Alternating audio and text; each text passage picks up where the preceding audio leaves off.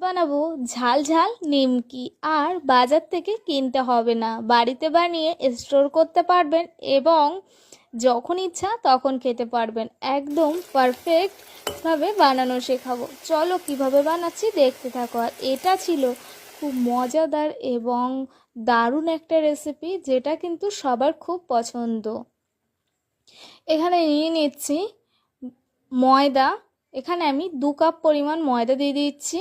যেহেতু ঝাল নিমকি বানাবো, সেক্ষেত্রে কিন্তু এখানে লঙ্কার গুঁড়ো বা চিলি ফ্লেক্সটা আপনারা ব্যবহার করতে পারেন। দিয়ে দিচ্ছি লবণ, দিয়ে দিচ্ছি খাবার সোডা, দিয়ে দিচ্ছি সাদা তেল 2 চামচ পরিমাণ, দিয়ে ভালোভাবে আটাটাকে মেখে নিতে হবে।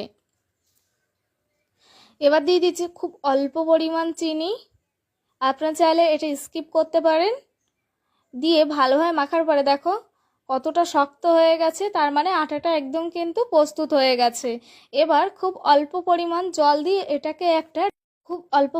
জল দিয়ে ভালোভাবে মেখে একটা ডো বানিয়ে নিচ্ছি। এর মধ্যে দিয়ে দিচ্ছি মেথি 1 চামচ পরিমাণ, দিয়ে দিচ্ছি 1 চামচ পরিমাণ গোটা জিরে, দিয়ে সব কিছুকে ভালোভাবে মিশিয়ে নিচ্ছি। আপনারা চাইলে এটাকে যখন ময়দা মাখবেন তখনও দিতে পারেন।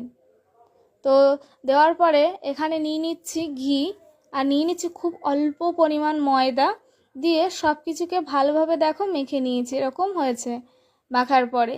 চলো এবার এখানে দেখতে পাচ্ছ আমি অল্প করে কর্নফ্লাওয়ার ছড়িয়ে নিচ্ছি। কর্নফ্লাওয়ার দিয়ে এখানে ভালোভাবে যেমনভাবে আমরা রুটি লুচি বেলি, ঠিক সেরকমভাবে কিন্তু আমরা বেলে নেব রুটিটাকে আগে বড় করে। আর এটা বানানো একদম ইজি, খুব সহজ পদ্ধতিতে পদ্ধতিতে বানাচ্ছি। এখানে ঘি আর মিশিয়ে রাখা ময়দা এর ওপর পালিশ করে দিচ্ছি ব্রাশ দিয়ে। আপনারা এখানে ব্রাশ করে দিতে পারেন। এগুলোকে সব কিছু ভালোভাবে কিন্তু রোল করে নিচ্ছি। রোল করে নেওয়া কিন্তু আমার কমপ্লিট হয়ে গেছে।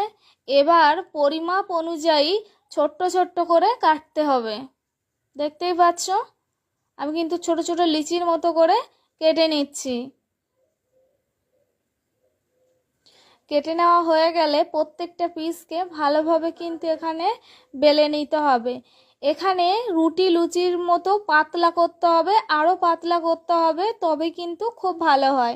এখানে প্রথমে দেখো মাঝখানে একটু জল দিয়ে তার পাশে সাইডে জল দিয়ে আস্তে করে কিন্তু মুড়িয়ে দিলাম।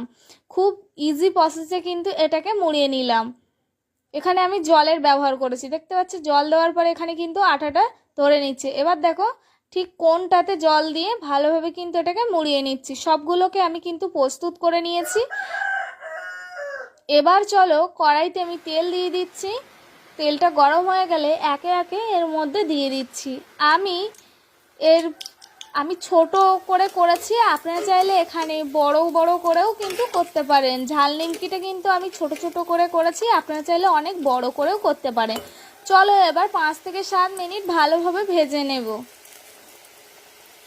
দেখতেই পাচ্ছ আস্তে আস্তে করে কিন্তু লাল হয়ে গেছে। এবার কিন্তু ভাজা কমপ্লিট হয়ে গেছে। এবার তুলে নেব। দেখতে পাচ্ছ কতটা মজাদার হয়েছে।